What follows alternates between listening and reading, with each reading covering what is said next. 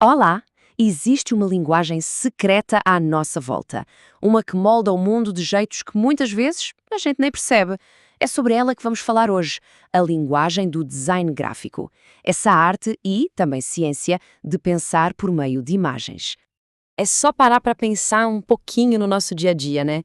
Desde a hora que a gente acorda, é um bombardeio de logotipos, anúncios, placas, os ícones no celular.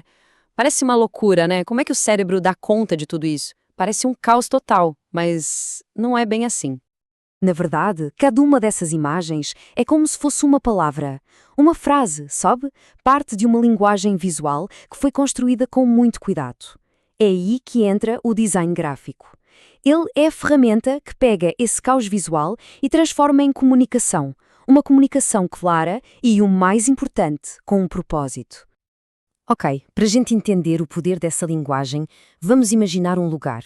Um dos lugares visualmente mais intensos do planeta. Times Square, em Nova York, é quase uma sinfonia, ou, dependendo do dia, uma baita cacofonia de mensagens visuais. Todas elas, ali, disputando a nossa atenção. E olha, ali nada, mas nada mesmo é por acaso. Cada letreiro piscando, cada anúncio gigante, tudo foi pensado, desenhado, nos mínimos detalhes por um profissional. E é essa a essência do design gráfico, entende? É sobre organizar a informação visual para alcançar um objetivo bem específico, seja vender alguma coisa, seja simplesmente indicar uma direção. Mas essa vontade de se comunicar com imagens, isso não é de agora não, longe disso. Na verdade, é uma das necessidades mais antigas da humanidade. É algo que veio antes mesmo da escrita. O que é impressionante quando a gente olha para essa linha do tempo é a aceleração das coisas. Pensa só, a gente levou milênios para sair das pinturas nas cavernas, lá de 17 mil anos, e chegar nos primeiros sistemas de escrita, como o cuneiforme. Daí, um pulo gigantesco para 1455, quando a prensa do Gutenberg simplesmente virou o jogo e permitiu a comunicação em massa. E depois, bum, a partir de 1990, a internet chega e coloca o poder de criar imagens nas mãos de todo mundo.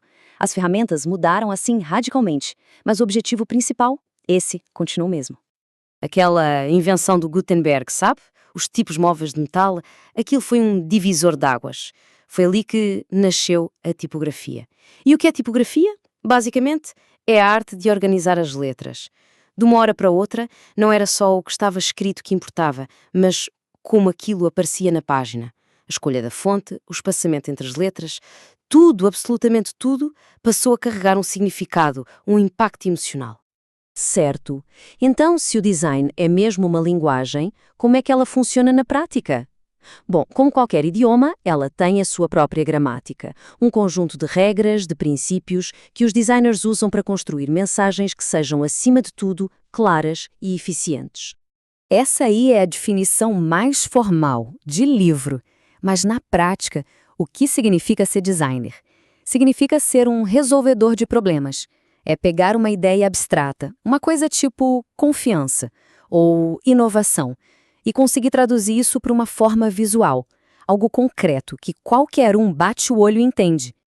E esses aqui são basicamente os tijolos dessa gramática. Vamos lá, um por um. A cor. Cor não é só para deixar bonito, gente. Ela mexe direto com as nossas emoções. Um vermelho pode passar urgência, um azul transmite calma, confiança. Depois, a tipografia. A letra que se escolhe define a personalidade da mensagem. É algo sério, é descontraído, a letra diz tudo. A grelha e o layout. Pensem nisso como o esqueleto invisível da página. É o que organiza tudo e evita que vire uma bagunça. A hierarquia é o truque que faz a gente ler o título primeiro. É o designer dizendo, sutilmente, ei, olhe para cá primeiro. E por último, claro, as imagens, que têm o poder de comunicar uma ideia super complexa em um piscar de olhos. É a combinação, a dança entre todos esses elementos que faz a comunicação funcionar.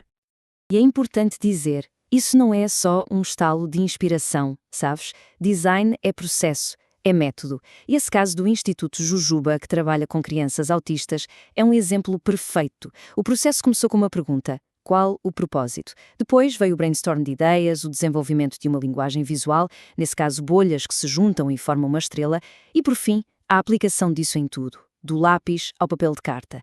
É método puro, não é mágica. E é justamente esse processo, esse método todo que acaba moldando o nosso dia a dia. Vamos dar uma olhada em como esses princípios aparecem em coisas e experiências que, muitas vezes, a gente nem se dá conta de que foram desenhadas. Pensemos numa marca bem conhecida. O logo, o cartão de visita, o site, tudo parece conversar, falar a mesma língua visual, não é verdade?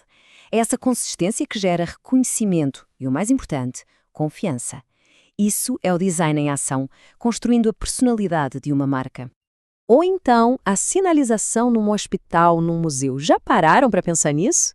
A escolha do ícone, da seta, da cor, nada, absolutamente nada é aleatório ali. É um sistema de design planejado para guiar a gente por lugares complicados, sem gerar estresse, sem confusão. É o design trabalhando a serviço da clareza. E as prateleiras do supermercado? Gente, aquilo é um verdadeiro campo de batalha pela nossa atenção. E a embalagem é a principal arma. Designers super criativos, como o Nikita Konkin, que fez essas caixas de massa que usam o próprio macarrão para criar penteados, isso mostra como o design pode ser divertido, pode ser inteligente e, o principal, inesquecível. E, claro, não podemos esquecer do mundo digital. Os web designers são os arquitetos da nossa experiência na internet. Eles usam todas aquelas ferramentas, grelhas, hierarquia, tipografia, para organizar sites e aplicativos para que eles sejam fáceis de usar, intuitivos. Sabe quando um aplicativo simplesmente funciona? Pode apostar que tem um bom trabalho de design ali por trás. Até aqui a gente falou muito do design no comércio, na informação do dia a dia, certo? Mas o poder dessa linguagem vai muito, muito além disso. O design também carrega uma enorme responsabilidade social. Então, podemos pensar no design como uma ferramenta poderosa com duas faces. De um lado, tem o seu uso para impulsionar o comércio, para vender coisas. É a aplicação mais óbvia, que a gente vê todo dia. Mas do outro lado, ele pode ser uma força para o bem, uma ferramenta para informar o público sobre questões importantes e para inspirar mudanças de verdade. Um exemplo incrível disso é o Projeto África. Foi criado por uma jornalista e um designer. O que eles fazem?